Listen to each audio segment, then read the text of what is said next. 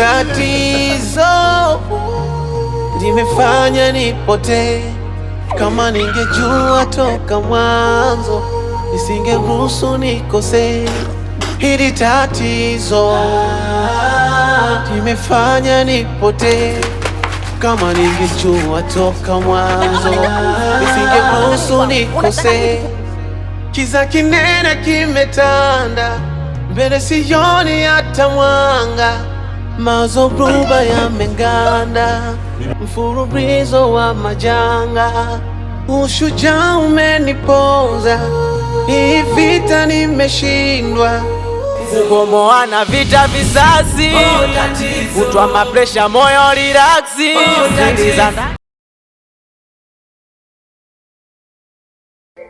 Majirani wenzangu, samahani kwa usumbufu kama nilivyoweza kutangulia kusema hapo awali. Kwa msiofahamu, juzi nilikutwa na tatizo la kutoweka kwa mke wangu katika mazingira ya kutatanisha. Nilipiga simu kwa ndugu zangu na kwa baadhi ya marafiki, kote mke wangu aliweza kuandika. Ikabidi nikaripoti katika jeshi la polisi, na huyu aliyekuwa mbele yenu ni afisa mpelelezi ambaye anatakiwa kusimamia hili swala langu. Kwa hiyo naomba tumpe ushirikiano, tumpe. Karibu mheshimiwa. Ndugu jamaa na marafiki, kama alivyotanguliza Mr. Teo, mimi naitwa Detective Brown Kwacha kutoka kituo cha Central. Mr. Teo alileta taarifa kituoni ya kupotelewa na mkewe. Baada ya hapo, jeshi la polisi lilikuwa lina imani kubwa na mimi na matumaini makubwa juu yangu. Wakanipa hii kesi niwe kama mpelelezi kwa sababu shauri lake tayari limefunguliwa. Kwa hiyo tunaendelea na upelelezi. Kwa hiyo nadhani nitapata hoja za hapa nyinyi wote ili kukamilisha huu upelelezi wetu. Karibu mheshimiwa, sisi umetukuta. Kabla kuuliza hawa wote wanaanza kwanza kuniuliza mimi, maana mimi ndo nafahamu kila kitu kinachoendelea hapa.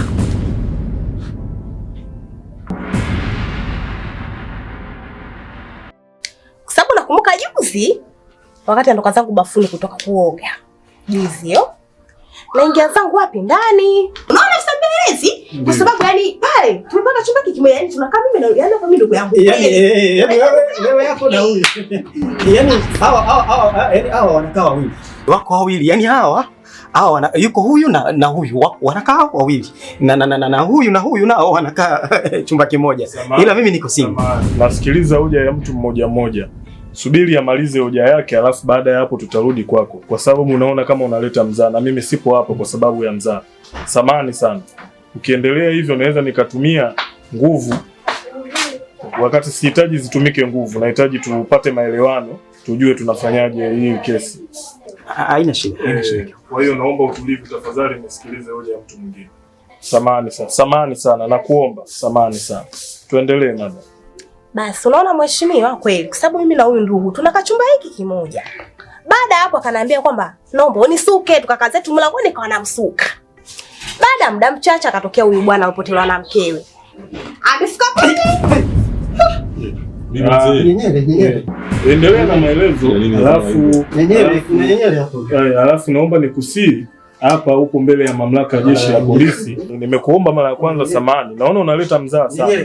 Mimi nimekuja hapa kuchukua fact ni issue kwa lugha ya kitaalamu. Hizi ndizo ambazo zitatumika katika kuendeleza shauri hili. Samahani sana. Ukiendelea nitatumia nguvu. Kuna nyenyele lakini nyenyele. Nitatumia nguvu. Samahani sana. Endelea na kusikiliza. Kafika mpaka pale, katukuta sie, tumekaa tunasukana, tunatabaya. Amefika zake mlangoni kwa kakuta kufuli, mkeo hajamkuta. Akatuuliza, mimi nikamjibu kama anavyojua. Nikamwambia mkeo mimi nimemuona mpaka alipoingilia. Kweli hasa alipoingilia ni kule kule ambako alikotokea yeye. Mimi nikamwambia mimi aliingilia huko, ila baada ya hapo sikujua chochote kilichoendelea mheshimiwa. Ni hicho tu. Mbona selimu hapa? Ani kuli dem kumele tukio ndani blaza. Tunashinda si kujua ni toka juzi kweli blaza. Serious blaza kweli ndio tunavyoishi hivi. Ndugu yangu, unajua mambo ya wanaume tena mambo mengi ndugu yangu. Mambo mengi blaza, la sio jambo kama hili mke wako anapotea ni juzi kutoka juzi situpo huko ndani kweli tunasalimiana kila siku. Hapana blaza, ndio sio. Nisamee wewe ndugu yangu. Yaani kichwa kilivurugika tusielewe. Kwa hiyo kwa jinsi mnavyoishi hapa wote, mnaishi katika mazingira gani? Labda kuna maugomvi yanatokea, mikanganyiko au vipi? Kabla hiyo litokee. Upendo jamani. Sisi tunaishi kama ndugu. Yaani kiongozi kiukweli, yaani sisi hapa tunaishi kwa upendo kabisa. Au unasemaje Laina?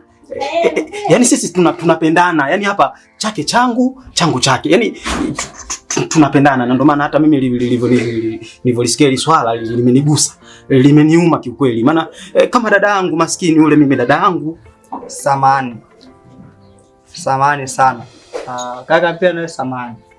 Hivi umesema mkeo tangia yuzi hapa ametoweka kwa mazingira tatanisha onekane, si ndio? Toka yuzi. Sasa kuna haja gani na kwenda kumsumbua baba wa watu? Unamwambia mke wangu onekane, unakuja unamsumbua bila hatia. Wakati mkeo sasa hivi sikuti huko kwa mwanaume mwenzio.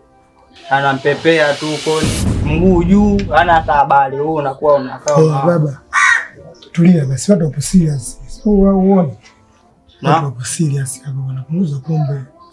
Mimi sijaelewa. Mimi naongea tu kuhalisia, lakini mlevi akiongea mwongea utumbo.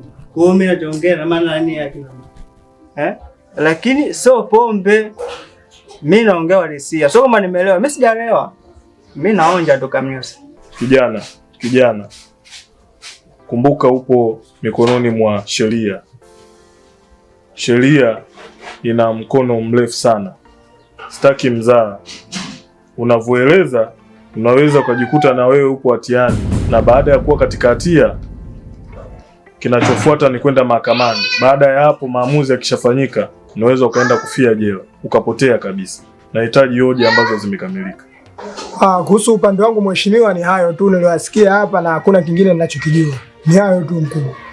Mheshimiwa, hata mimi sifahamu chochote kinachoendelea nyumbani. Yaani ndio maana nashangaa jambo kama hili linatokea humu ndani, afu tunaishi vizuri na Salimana toka juzi. Hatuna taarifa yoyote.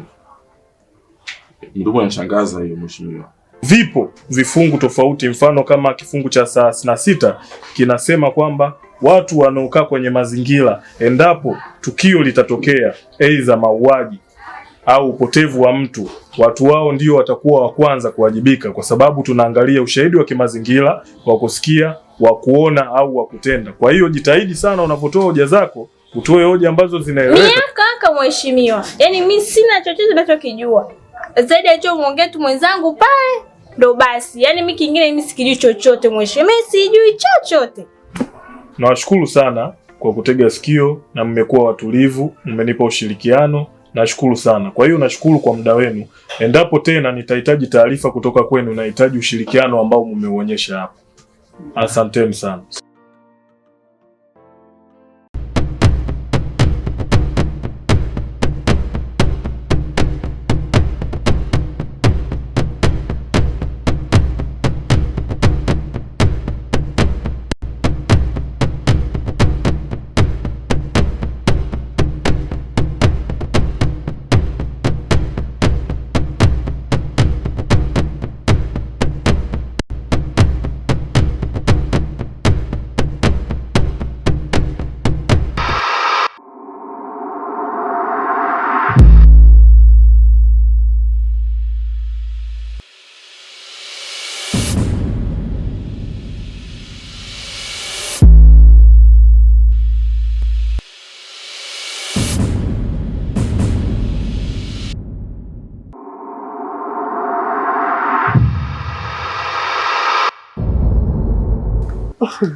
Aya wewe, ni nini kilichonifanyia hapa?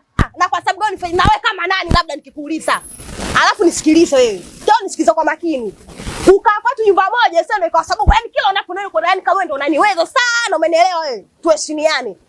Sasa umenifuta hapo, unakitaka nini kwangu labda? Na kama unataka mimi sikutaki. Wewe unakitaka nini kwangu? Unataka nini nikikuuliza?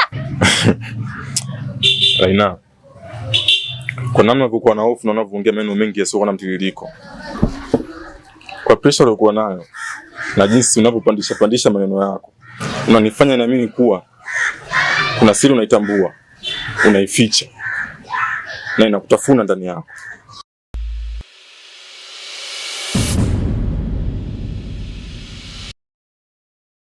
Siri gani? Kila kinachoendelea katika hii nyumba mimi peke yangu ndo nakijua. Kila kitu na nilishuhudia kila kitu. Maneno kama hayo dakika chache zilizopita hapo nyuma alizungumza nani? Hivi unafikiria mimi hamna nisichokijua? Yaani kila kilichoendelea hapa nilikishuhudia. Kama na kuona unavyoelekea kunasa kwenye mtego. Mchanganya nguo. Hivi huko alikuwa wapi muda ule nilikuwa nazungumza na Dolo? Mbona mfanyeni sana hivi? Namchukia. Kweli alisikia kila kitu au anataka kucheza na ubongo wangu? Inanipasa niwe makini sasa. La sivyo utajikuta naingia kwenye mtego. Ngoja nifanye kitu. Hivi akili zako zipo sawa sawa kweli wewe? Au unajua mimi tuna mipango gani labda? Sinakuuliza wewe. Wewe unajua mimi namdai nini yule? Yeye ndio kilichokifanya nini nimetoka kwa mimi na mambo yangu na nivuta mpaka hapa eti sababu wenyewe ndio. Wewe unajua mimi namdai nini yule? Sinakuuliza wewe.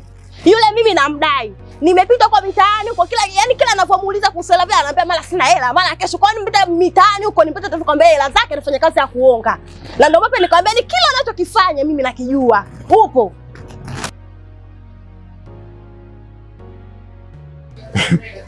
Na hakika unachokisema kitu sahihi.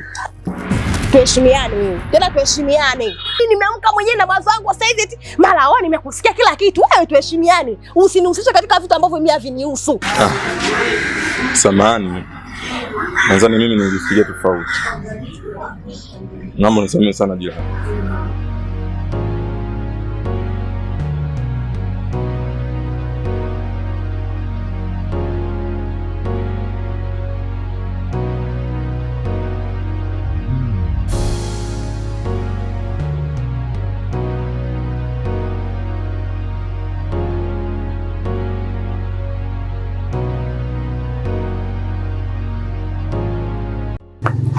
Oh, wewe jirani wewe. Niambie jirani. Safi. Kwema. Kwema. Nakuona. Nipo. Toka mazingira zaga nini? Sinajua. Haina noma, mimi nimetoka zangu nyumbani, kuna mshikaji naenda kumuona mara moja hapo. Kwa kama vipi tutaonana baadaye. Basi baadaye. Ila samani jirani. Mimi nilikuwa na shida na wewe. Kuna kitu ndani kuuliza. Mimi sijui chochote. Na kama kuna kitu ambacho unahisi mimi nakielewa au nakifahamu, mimi hakuna ninachokijua. Kwa sababu hata alokuambia huenda naye ameambiwa. Yote yanawezekana. Mimi hakuna ninachokijua juu ya hilo.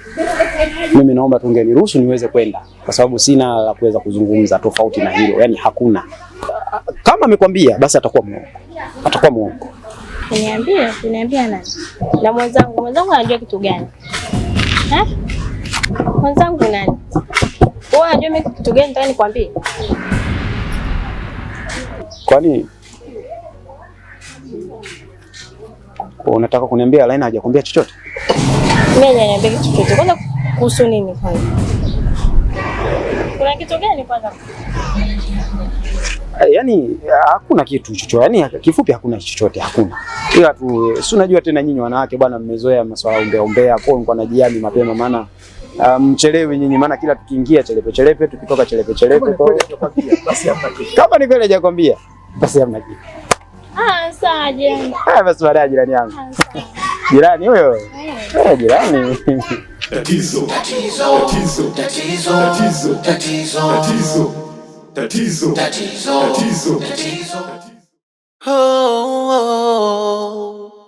Oh yeah. Oh, shemu huyo mambo. Mwamu huyo. Vipi mzima? Mzima. Wapi tena najua yote hili mama? Natoka sokoni kununua vitu, sinajua muda huu. Ya sisi tupo bwana, kama vipasili vinakuja kwa nini si mtutume tu kabisa tunarukia fresh. Samahani lakini na shida naye mara moja. Sawa. Kama ningejua toka mwanzo nisingeruhusu nikose. Kiza kinene kimetanda. Niambie shemlaki. Mama. Hivi bwana vitu vinavyoendelea katika nyumba ama chochote unachokijua? Mwenye vinanichanganya, je, vinanivuruga. Ani chochote kile ukijua chochote ujue chochote. Sielewi mwenzio, yani sijui. Niko kama wewe tu. Hapa ni. Vipi na kuhusu shoga yako ile ina anafahamu chochote? Mbona kama mnanichanganya? Kwa sababu huko nilikotoka ni mtaa ya Duni. Kwa maelezo yake inaonekana kuna kitu anakifahamu ambacho Laina na yeye anakifahamu. Wasiwasi wake yeye anajua na mimi nakifahamu kwa sababu nipo pamoja na Laina. Ina maana kuna kitu anakijua Laina na mimi anaendelea kunificha. Ngoja kwanza. Umesema yani Doni kuna kitu anakifahamu. Hicho kitu Laina anakifahamu. Si ndio? Nina wasiwasi lakini sina uhakika. Niko nzuri. Poa basi shemu. Endelea mambo yako. Ngoja mimi nitoke hapa tunajua tena. Tafadhali. Poa basi. Poa baadaye. Sinajua naenda kufika. Diko nini? Poa tukuta basi. Nitakuwepo bwana. Nitakuwekea. Poa mwanangu.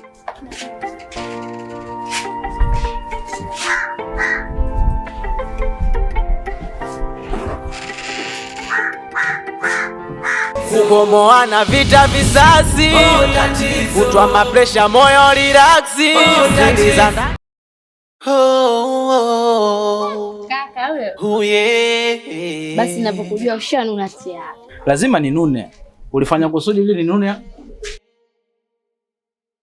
Alafu na siku zingine ukiwa na promise kama hivi, kama unachelewa bora uniambie kabisa. Mimi ndio nafanya nini? Sawa? Haya sawa, shikamoo kaka. Baba uko poa? Poa, ni samani kwa kuchelewesha. Vipi wewe mwanangu? Mambo mazuri. Mambo mazuri. Ila kaka pole. Pole nini ndugu yangu? Wewe mke wako. Mimi kaka nikwambie mara ngapi? Kwa mwanamke akufai. Unaona mwanamke anakuteketeza. Kakaangu kuwa hivi wewe. Kakaangu ulinenepa, ulikuwa mnene. Ona sasa hivi. Mbaki bichwa tu. Sasa kwa taarifa yako kaka. Wewe unajua kinachoendelea huko. Yaani tuseme yani huyo mwanamke wako mtaa mzima huu haumaliza yeye. Mwanamke wako mtaa mzima hamsambaza kaka. Na hivyo kwa una aibu ukatoa miguu yako hapa ukaingia kituo cha polisi kwenda kushtaki mtu wako kapotea. Hivi kaka uone aibu? Hii trip ya ngapi anakufanyia? Hii trip ya pili kaka. Lakini umemngangania. Sijui mwanamke anakufanya nini. Mimi kiufupi. Hebu kelele mimi niko. Tatizo.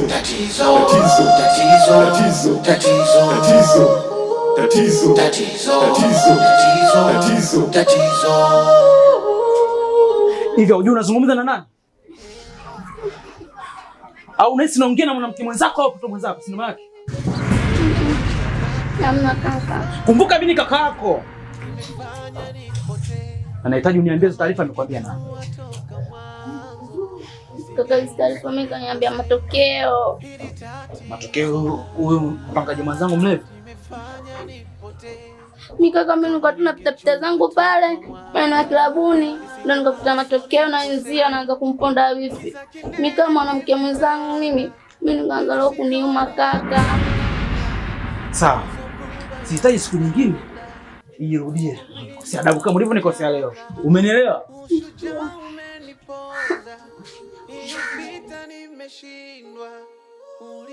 Sasa ndugu yangu nende. Nitatoka kidogo. Sawa. Kiasi tu. Kitakusaidia kwa mazingira nyumbani. Sawa ndugu yangu. Hapo. Ishi salama. Asante kaka. Hapo.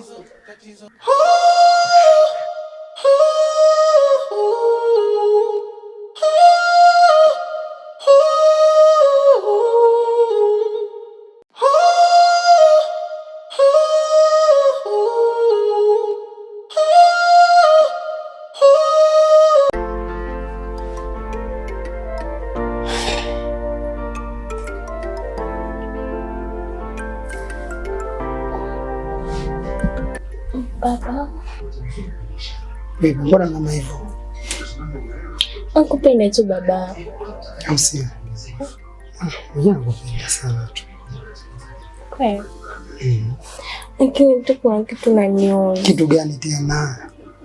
Mimi nakwambia tukae wote, tuishi wote. Utaki. Uona kama saizi naondoka mapema, mimi hata sijalizika. Swala ukaa wote ila mamangu lipo njiani na linakuja. Unaelewa?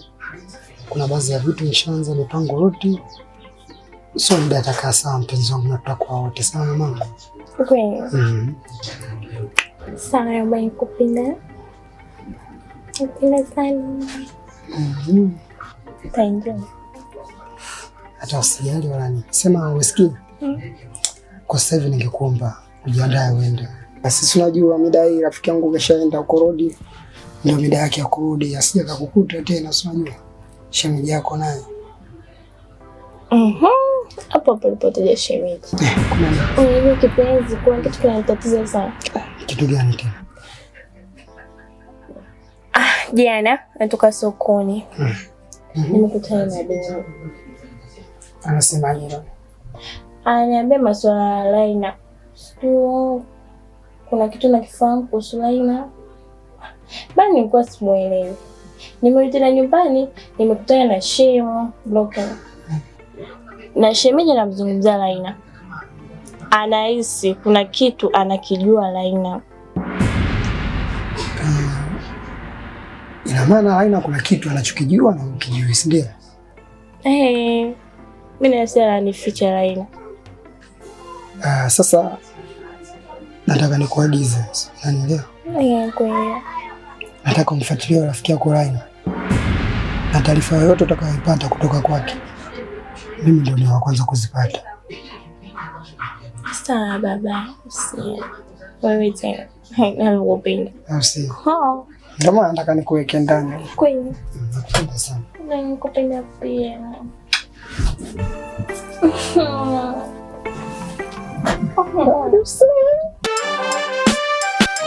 Oh yeah, it is finest Junior.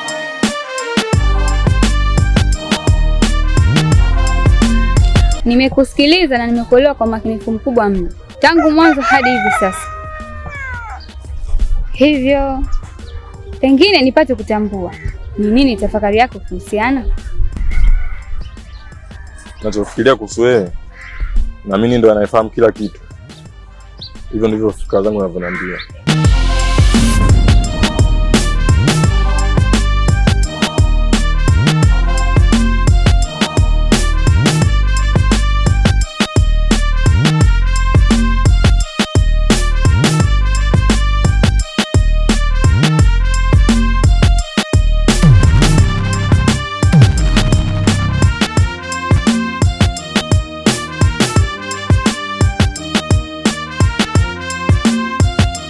Hatujawahi kufeli katika fikra na hisia zetu. Taarifa fupi ni kwamba shikilia unachokiamini ndani yako, kwa maana kina ukweli ndani yake.